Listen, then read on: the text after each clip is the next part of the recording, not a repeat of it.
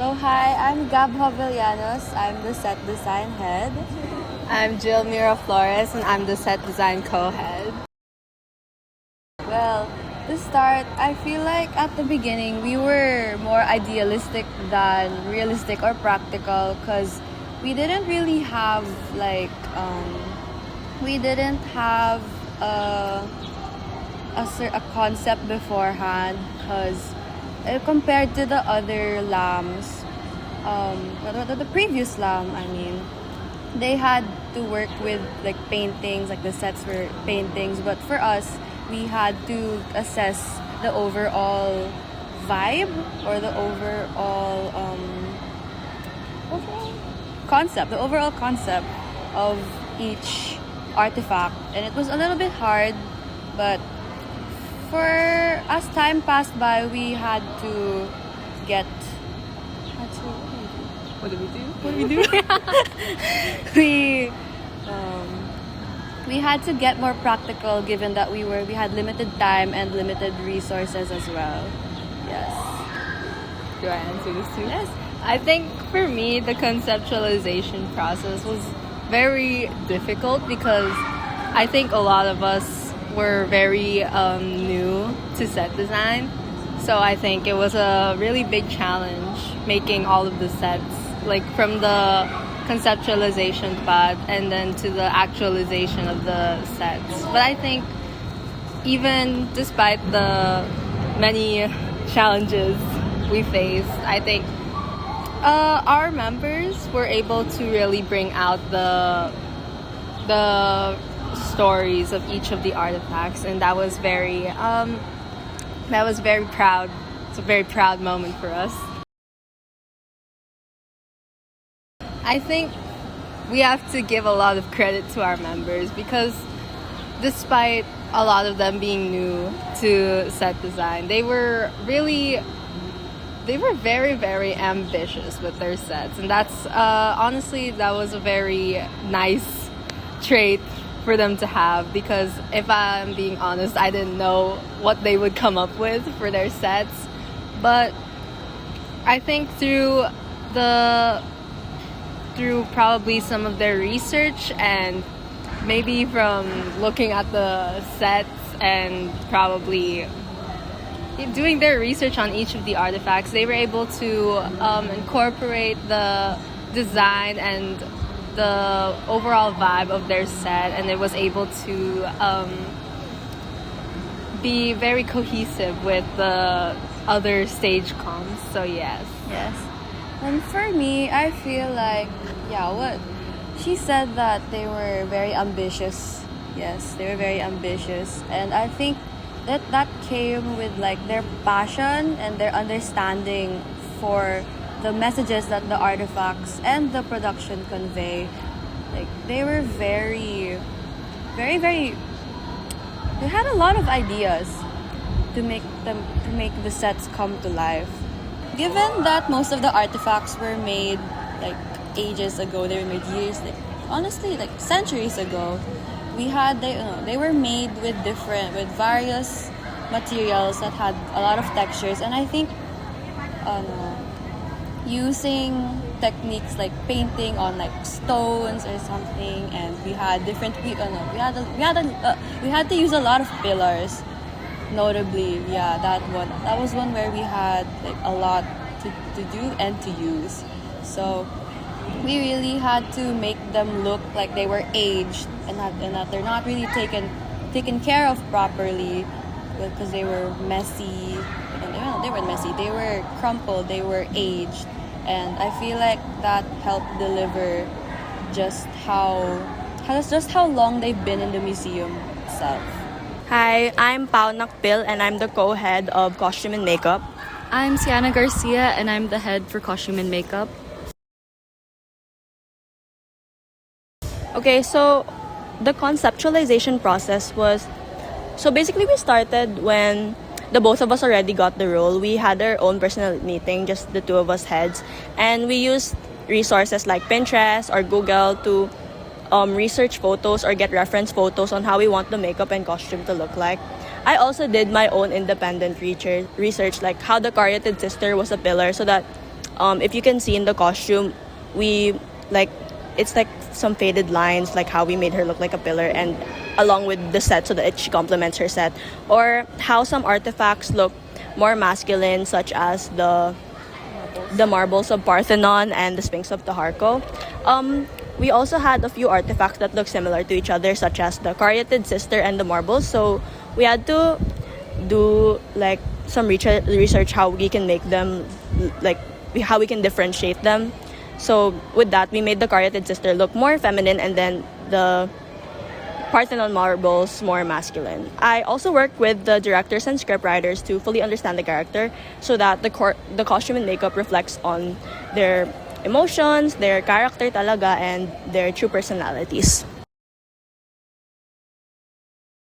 To capture the likeness of the artifacts, we asked the committee to research a bit on what materials the artifacts were made of, how does the artifacts look now, and to see if there were any small details to add some dramatic effects.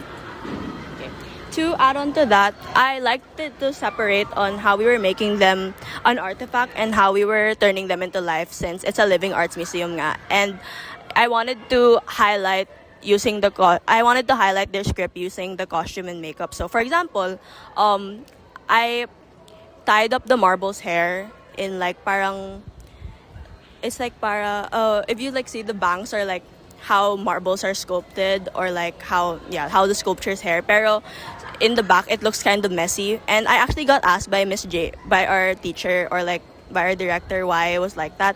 So I wanted to like reflect on how the artifacts are in distress because of Celine, the curator. And I also like how we can add human emotions into the conceptualizing of the characters. Thank you. My name is Michelle Del Castillo, and I was technical head for SLAM.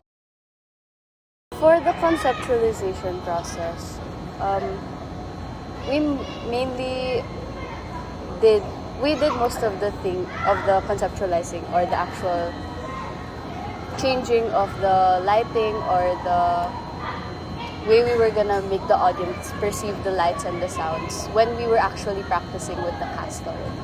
We did more on site to see how it would look in the PCH. Like for the monologue scene of the thief and the curator, we only had the idea to put the red cellophane like backlights and stuff when it was a few days from D-Day already. From my experience in tech, I've heard a lot of people say that tech and set design are usually the backbones behind every production. And I think that's true, because the light, it added more to the set. Kumbaga, it helped the audience perceive what the image was that the actor was trying to make the audience see.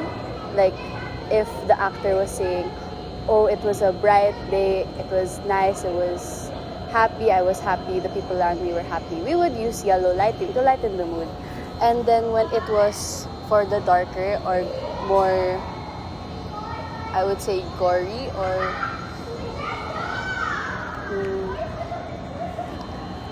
just the darker scenes, we would use red or just other dark colors to help the audience like feel what the actor was trying to make them feel. So. Hi, my name is Cyrus Urcia Sagulo, and I'm the overall head and publicity head for the Stolen Arts Museum. Hi, I'm Ashley Monique Elsia, and I am the publicity co-head for the Stolen Arts Museum. During our publicity and promotion period, we used a publicity strategy, which is creating sort of a Telegram channel for one of the characters, the thief. And throughout the promotion period, we were able to um, have blasts in that channel timely, and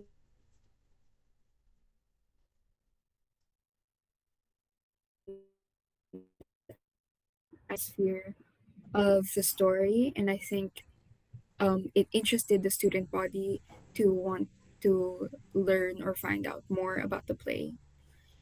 And yeah. So we used a lot of more on online gimmicks since the time was limited, but I did think it went very well because it was very, I don't, what's the word? It was very like people were intrigued, so they were very like into the idea of watching Slam.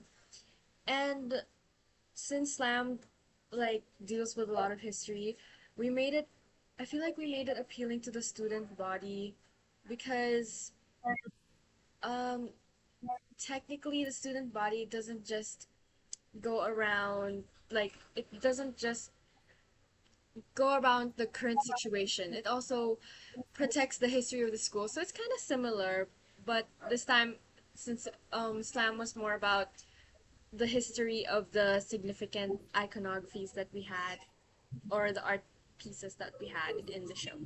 Hi, I'm Hope Lipat and I'm the creative head for Slam. Hello, I am Sophia Blaza and I am the layout co-head of SLAM. I mainly used the overall concept file to make a visual guide out of it, and then I made sure to base off all the other maps to that visual guide. And then I made sure to also have the pegs be similar in style so that it's much easier for the members to follow it. So in our layout file, we provided visual pegs for the art style to be used in this event, which the layout members are instructed and encouraged to refer to. We also guide our members throughout their working process. When they send us progress updates on their deliverables, this gives us the chance to make sure that everything, the art styles, are cohesive. And if ever it seems that it's not, we give comments or suggestions on how they can steer more towards the intended art style without having to perform any drastic or major changes to their artworks. Hi, I'm Angie Vallonco or Trixie Vallonco, and I'm the head of video production documentation. Good day, I'm Kadri Cavas, the video production and documentation co-head. So, since our team only had about 6 members, it was sometimes difficult to manage scheduling conflicts, especially because of the time constraints and occasional late notices on when actors would be free to film. And so to work around this, we communicated regularly through our group chat and tried to plan ahead whenever it was possible.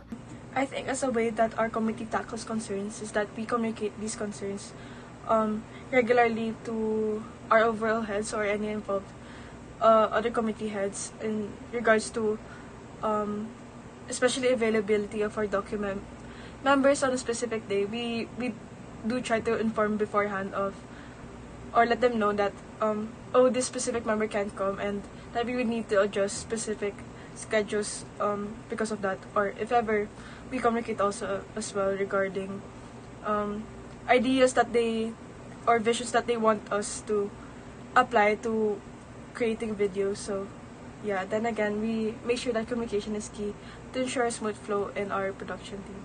Hello, I'm Anika Furaganan and I am the sales head for SLAM. Hi, I'm Cameron Santos and I'm the sales co-head for SLAM. To ensure that our members stay consistent and exceed expectations, we really practice the proper delegation of tasks, and we help them become accountable through the monitoring sheets that we provide for both merchandise and tickets. And in this case that any inconsistencies arise, we direct this right away to either the overall heads or let's say Ms. Ismaya as the gift team leader. I would also like to add that aside from that, we should also have proper coordination, not just with our members but also with the other committees to ensure smooth flow and to ensure that we meet the expectations. Thank you.